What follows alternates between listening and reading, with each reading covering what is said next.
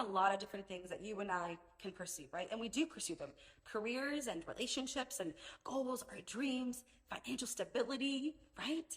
Healing. Oftentimes, though, the thing that we are pursuing becomes the thing that we are worshiping. Hi, my name is Alexandra Hoover. I'm a Bible teacher, best-selling author of Eyes Up, and local church ministry leader. Today's verse of the day is Proverbs 21:21, and it reads like this.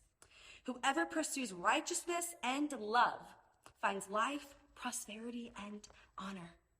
See, Solomon here is inviting us to see that as we worship God, as we love God, as we are pursuing him, our will begins to align with his.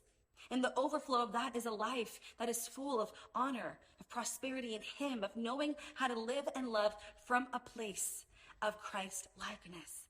Today, friends, as you go about your day, pursue righteousness, pursue love in the way that you live, in the way that you love, and watch God move in your life as you're being made more into the likeness of Jesus and your life aligns with his.